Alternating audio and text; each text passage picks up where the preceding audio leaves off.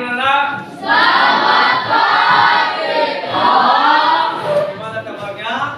Sehat. Luar biasa. Yes. Hidup. Semuanya luar biasa yang akan bisa kalian.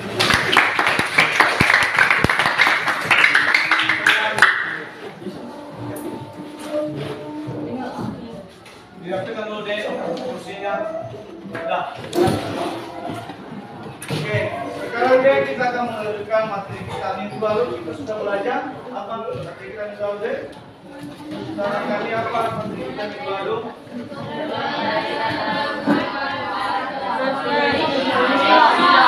Indonesia. Lalu itu kita daerah dalam kerangka negara kesatuan Republik Indonesia.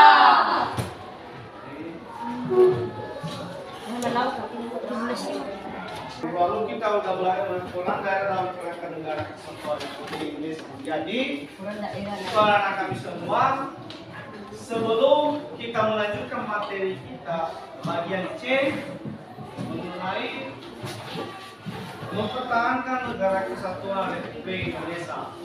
Anak-anak kami semua, saya percaya anak-anak kami sudah belajar di rumah, mengulas kembali materi minggu lalu. Sudah kan? Sudah. Jadi untuk anak kami sedikit saja Bapak akan ulas kembali materi kita minggu lalu. Kita belajar minggu lalu mengenai peran daerah dalam kerangka negara kesatuan Republik Indonesia. Negara kesatuan Republik Indonesia merupakan negara yang utuh dan berdaulat serta bagi yang tidak dapat berubah. Minggu lalu kita sudah membahas mengenai makna dikuasai, makna kuasa. Jadi untuk anak kami semua, Bapak ingin bertanya, karena judul kita mengenai peran daerah dalam kerangka negara kesatuan Republik Indonesia, artinya setiap daerah-daerah di wilayah Indonesia ini memiliki berbagai peran, memiliki berbagai tindakan untuk menjaga setiap wilayahnya, untuk menjaga negara kesatuan Republik Indonesia ini. Jadi untuk anak kami tentunya Indonesia atau seluruh daerah-daerah atau wilayah di setiap pelosok-pelosok atau di setiap yang ada di negara Indonesia ini, tentunya mereka menjaga itu karena ada berbagai ancamannya kan? Itu dari negara Indonesia. dari Eropa, Jepang. negara lain seperti Jepang, Belanda. Tentunya mereka ingin memiliki kekuasaan di setiap wilayah Indonesia. Indonesia. Jadi Bapak ingin bertanya, pertanyaannya sangat sederhana sekali. Tadi Bapak sudah menyampaikan bahwasanya Indonesia menjaga seluruh wilayah karena ada yang ingin menguasainya. Artinya di situ saya Bapak ingin bertanya, apa sih makna menguasai itu? Atau apa artinya menguasai itu? Menguasai. Apa makna menguasai atau apa arti dari kuasa? Kuasai kata lainnya.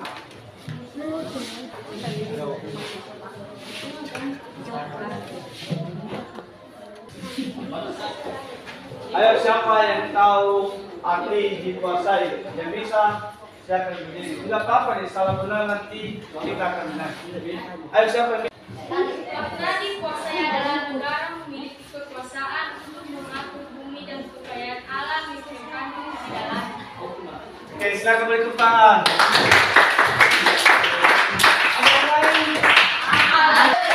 Oke, jawaban dari anak-anak kami sudah benar sekali. Artinya anak-anak kami sudah belajar.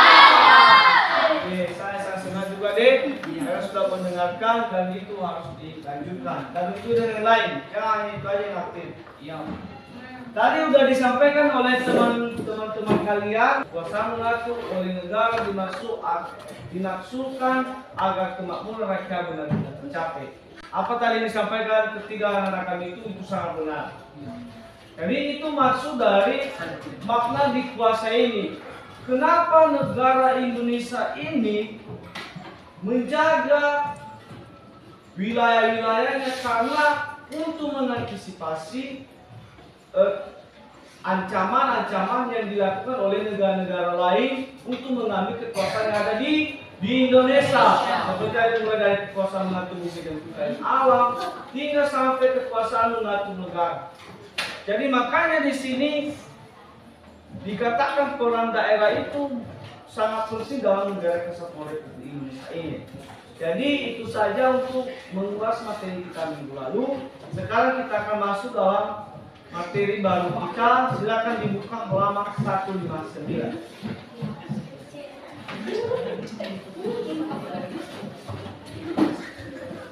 Halaman 159.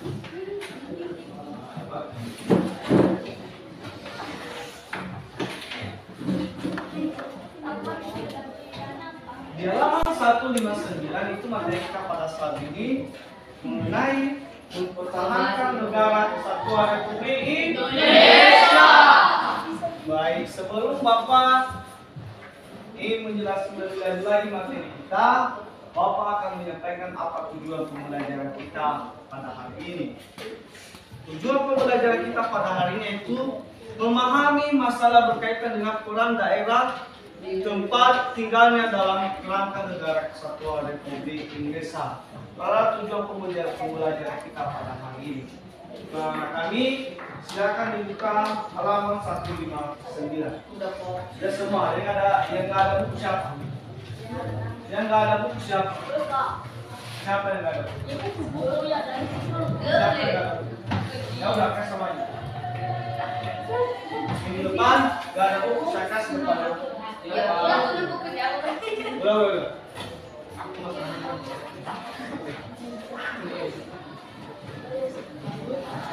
Kita langsung masuk mempertahankan negara Republik Indonesia.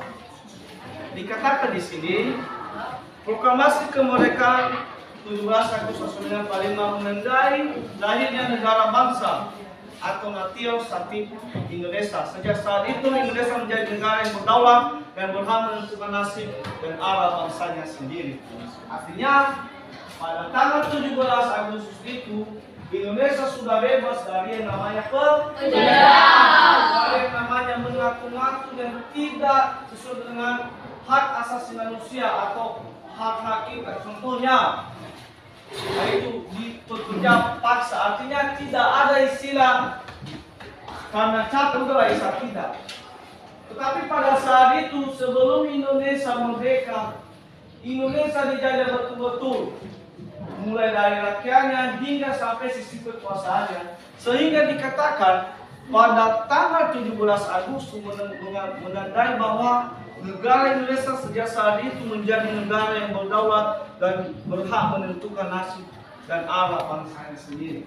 Artinya setelah diumumkan itu Indonesia sudah, sehingga nanti dikatakan negara Indonesia ini berdaulat dan berhak menentukan nasib dan arah bangsanya sendiri. Kemudian kayak ada juga buku sini dikatakan di sini, bentuk negara yang dipilih oleh para pendiri bangsa adalah negara yang kesatuan Republik Indonesia. Dalam perjalanan sejarah bangsa Indonesia pernah terjadi upaya untuk menggantikan bentuk negara, misalnya menggantikan bentuk negara kesatuan menjadi negara serikat.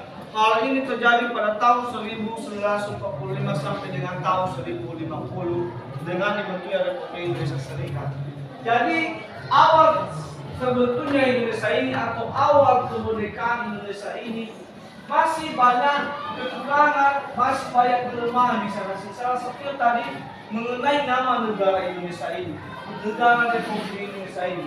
Pada tanggal 1949 ini itu ada yang mengungkap bahwa Indonesia dikasih mengenai Republik Indonesia Serikat sampai pada tanggal 1950. Jadi pada saat itu selama rentang waktu 1 tahun itu Indonesia masih bergumul apa sebenarnya yang harus kasih nama Indonesia ini. Apakah negara Indonesia Serikat atau negara Republik Indonesia? Sehingga pada saat itu masih dibahas mengenai nama Indonesia ini, Republik atau Serikat. Di sini dikatakan negara kesatuan atau pemerintah kesatuan adalah sistem di mana satu pemerintah pusat memiliki kekuasaan penuh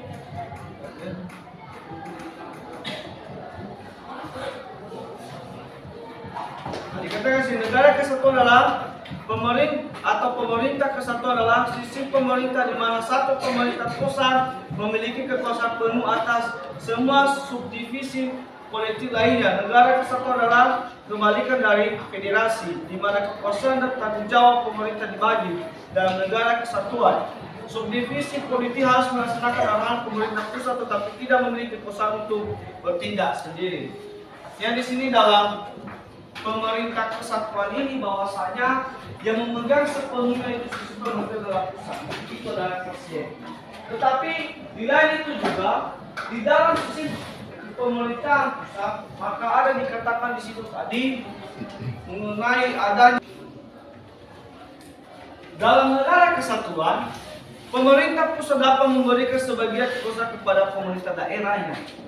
Benar sekali bahwasanya pemerintah pusat itu tidak mereka yang melaksanakan seluruh peraturan yang sudah ditetapkan, tetapi ada bawahannya itu pemerintahan daerah. Pemerintahan daerah ini yang berfungsi itu untuk memberikan atau memberitahukan kepada setiap daerahnya ini peraturan yang sudah ditetapkan di pusat dan kita di setiap daerah harus melaksanakannya. Contohnya seperti sekarang isu-isu adanya pemilu ya kan 2024.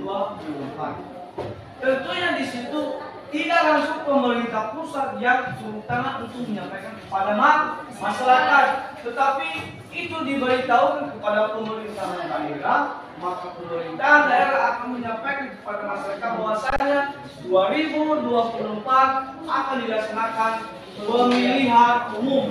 Maka dari itu setiap masyarakat harus didata. Maka itu contoh dari apa saja tugas-tugas yang disampaikan oleh pemerintah pusat kepada pemerintahan daerah. Ikuti legislator sebelumnya, silakan dihitung satu berarti apa yang nomor 1 itu nanti kelompoknya, yang nomor 2 itu kelompok yang nomor 3, kelompok yang nomor 4 itu kelompoknya. Dihitung dari sana. Itu deh, 1 2 3 ini nanti punya 1 kelompok 2 kelompok 3. Oke, kami tadi kita membahas mengenai perbedaan negara kesatuan dan negara sendirian. Dari Bapak sudah dikerjakan, bukan kerja sama kerja tetapi kerjasama. Artinya semua dalam satu kelompok tersebut harus bekerja, kasih bersama, kasih buat pikirnya sehingga nanti tugas-tugas yang Bapak berikan kepada rekan semua bisa dikerjakan. Mengerti?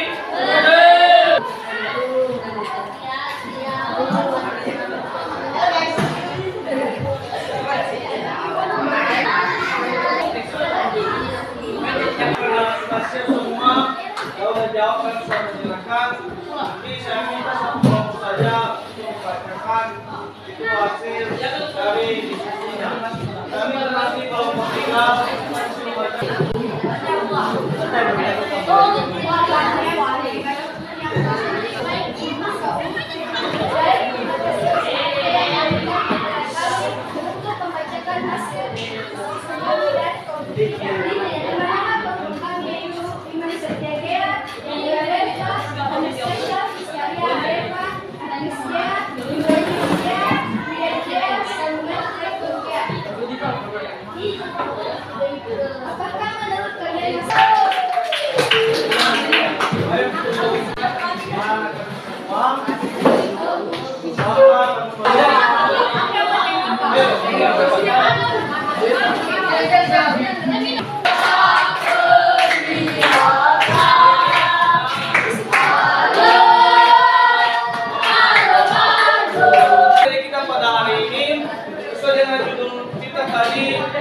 negara yang dipilih oleh para pendiri bangsa adalah negara kesatuan Republik Indonesia. Kita pada materi kita pada hari ini untuk anak kami semua, materi yang sudah kita pelajari pada hari ini dibaca dan diulang-ulang kembali di rumah. Minggu depan Bapak akan mempertanyakannya kembali. Demikian materi kita pada hari ini. Selamat siang.